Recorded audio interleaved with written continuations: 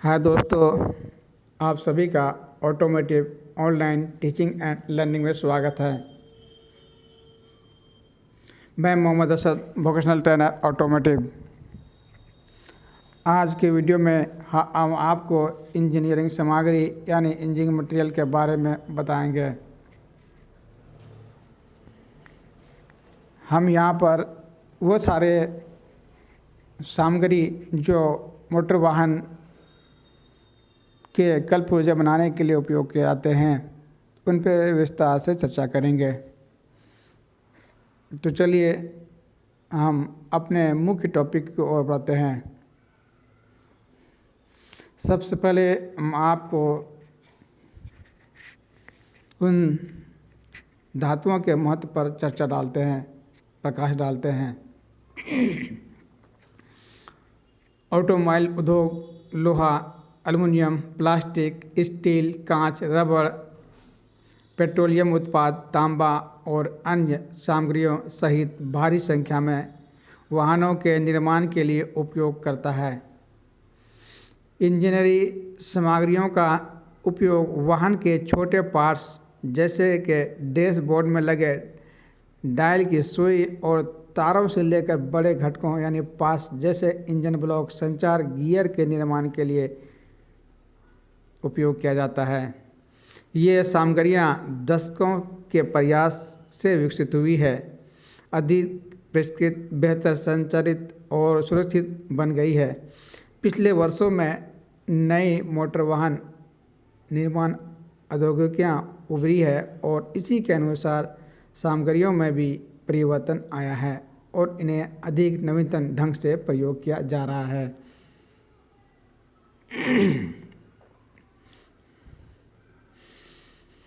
अब यहाँ पर हम आपको इंजीनियरिंग सामग्री का विवरण बताने जा रहे हैं।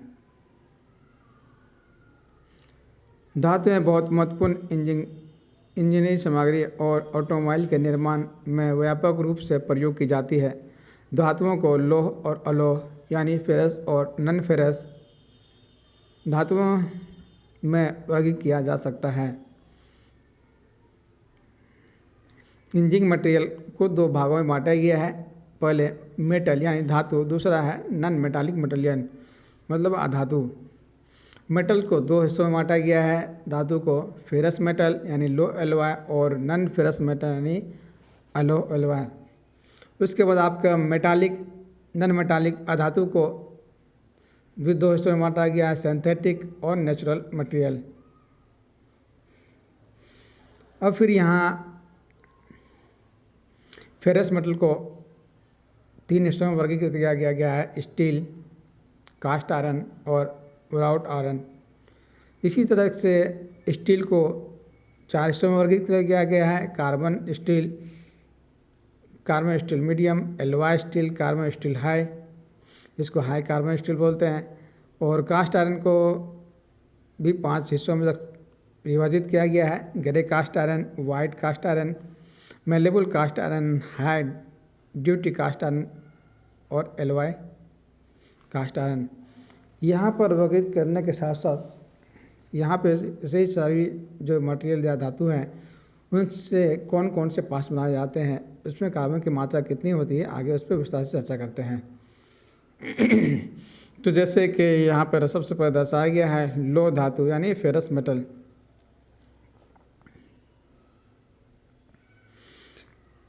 लो धातु और मिश्र धातु में यानी जिसे एलॉय कहते हैं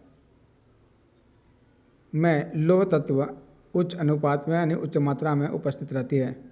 लोह धातु मजबूत होती है और जहाँ कम कीमत पर अपेक्षाकृत अधिक मजबूती और वजन का महत्व आवश्यक नहीं है, अनुप्रयोग में उपयोग किया जाता है। इन्हें पुलों, जहाज निर्माण उद्योग, रेलवे उद्योग, ऑटोमोबाइल उद्योग और सामान निर्माण में उपयोग किया जाता है। कार्बन इस्पात यानी कार्बन स्टील।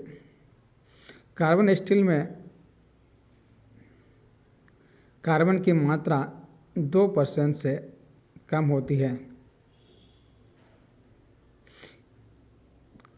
इसमें कार्बन का अतिरिक्त सिलिकॉन, मैग्नीज, सल्फर, फास्फोरस आदि इसमें मिलाए जाते हैं।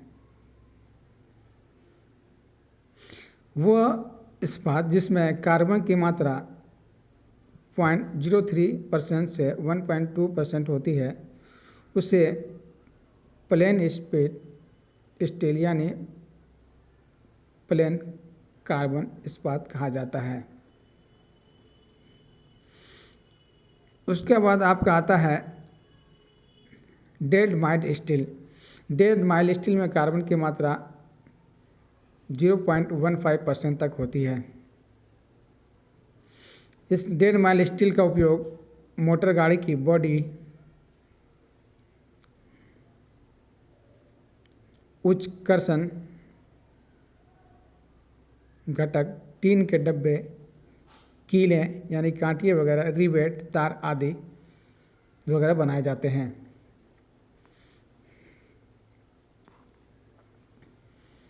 माइल्ड स्टील में कार्बन की मात्रा 0.15 से 0.3% तक होती है।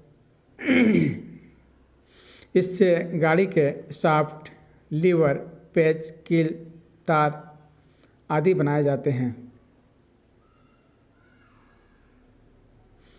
नेक्स्ट है आपका मध्यम कार्बन स्टील यानी medium carbon steel. Medium carbon steel में कार्बन की मात्रा 0.4 से 0.6% तक होती है।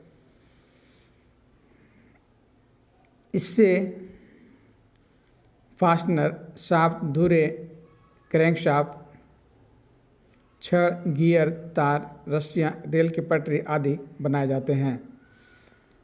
माइल्ड स्टील से यह सारे चीज़ बनाए जाते हैं। माइल्ड स्टील का बहुत उपयोग है। यहाँ पर सभी धातुओं को दर्शाया गया है, उसमें कार्बन की मात्रा को दर्शाया गया है और साथ ही साथ आपको उससे क्या चीज़ बनते हैं, कौन से पार्ट्स बनते हैं उनको दर्शाया गया है। आप इसे ध्यान से देख के नोट भी कर सकते हैं, आप इसे याद भी रख सकते हैं।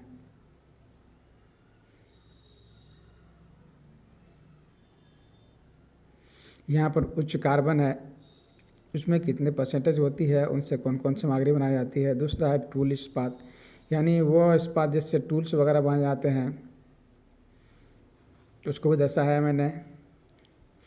अब यहाँ हम आगे चलेंगे मिश्र धातु के आगे, यानी मिश्र धातु इस्पात जिसे हम एलॉय स्टील कहते हैं। एलॉय स्टील का भी उपयोग हमारे उद्योग में, ऑटोमोबाइल उद्योग में बहुत ही भारी मात्रा में होती है और इंडस्ट्री वगैरह में भी भारी मात्रा में इसका उपयोग किया जाता है।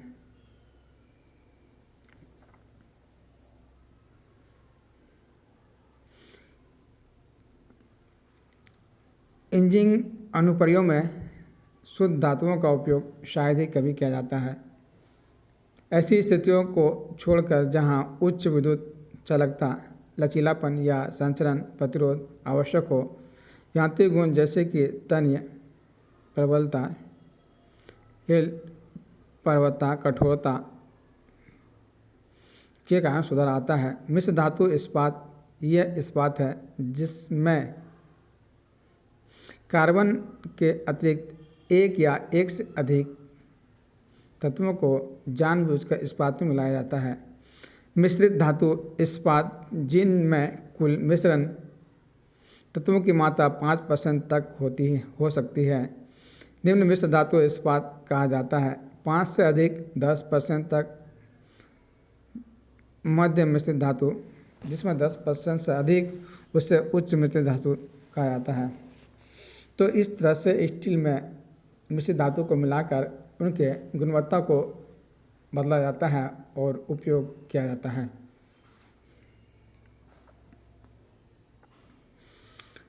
नेक्स्ट है आपका न्यून मिश्रित धातु HSLA। इसमें जो कार्बन की मात्रा होती है वो 0.05 से लेकर 0.25 तक होती है।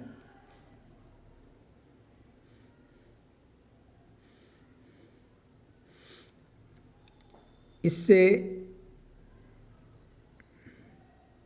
बहुत सारी चीज़ बनाए जाते हैं, जैसे कि इसका ऑटोमोबाइल में उपयोग किया जाता है, जैसे कारों, ट्रकों, क्रेनों, पुलों, रोलर कोस्टरों और अन्य संरचनाओं में उपयोग किए जाते हैं, जिन्हें बड़ी मात्रा में प्रतिबल और संभालने और उच्च प्रबलता भार की आवश्यकता होती है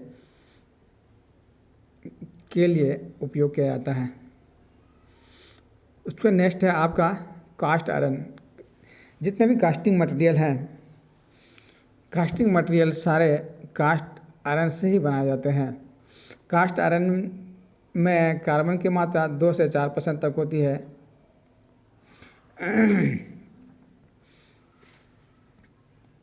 इसमें कार्बन के अतिरिक्त इसमें सिलिकॉन है, आपका मैग्नीज, सल्फर, फास्फोरस।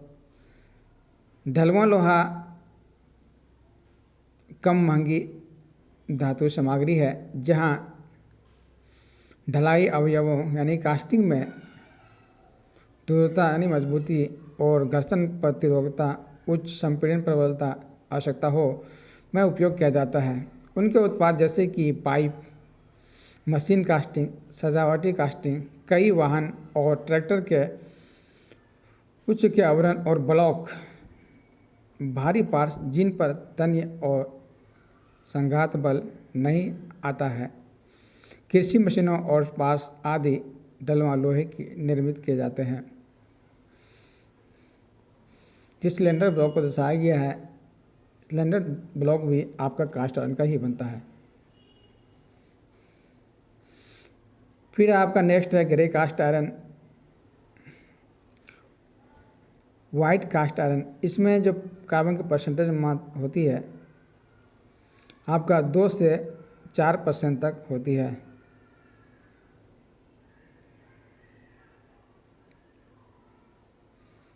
इसका उपयोग बॉल, छल्ले, लोडर आदि वगैरह में किया जाता है। उसके बाद आपका आता है मलेबल कास्ट आयरन।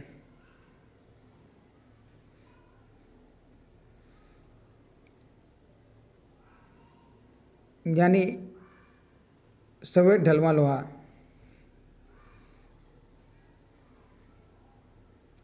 सफेद ढलवां लोहे की ढली वस्तुओं को गैर ऑक्सीकृत वातावरण में 900 डिग्री सेल्सियस तक गर्म और पर्याप्त समय के लिए इस तापमान पर रखा जाता है।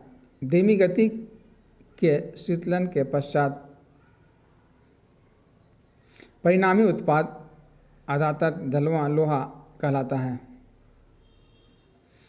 इसका उपयोग धुरा, बेरिंग, ट्रैक पहियों, ऑटोमोबाइल क्रैंकशाफ्ट आदि बनाने के लिए उपयोग किया जाता है।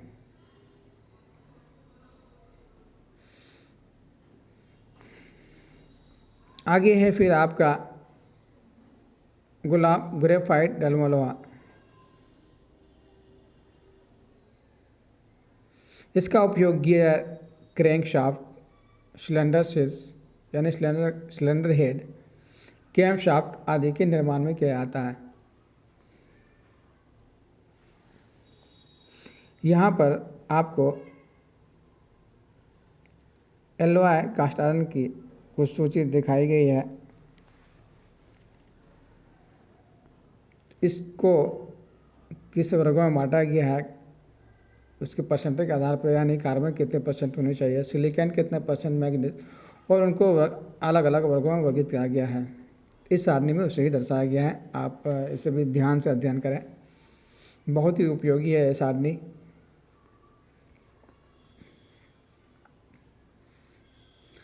उसके बाद आपका है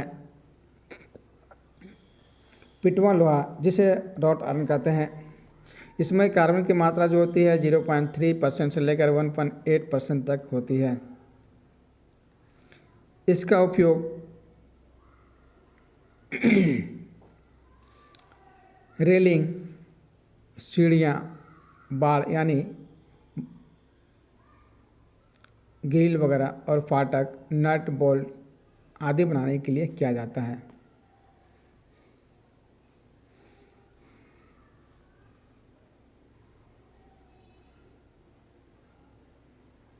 तो ये सारे थे धातुएं जो कि हमारे ऑटोमोबाइल के पार्ट्स बनाने में बहुत ही उपयोगी है। यह वीडियो ऑटोमोबाइल के पार्ट्स किस धातु से बनते हैं उस हिसाब से बहुत ही महत्वपूर्ण है, क्योंकि इसमें सारे धातुएं बताए गए हैं जो कि ऑटोमोबाइल पार्ट्स बनाने के लिए उपयोग किया जाता है। तो आप इन सभी वीडियो को ध्यान से देखिए, समझिए, और कहीं आपको दिक्कत आती है तो आप हमारे कमेंट बॉक्स में कमेंट कर सकते हैं। इसका नेक्स्ट वीडियो भी हम आपके लिए बहुत जल्द लाएंगे। आज तक के लिए यहीं तक, धन्यवाद।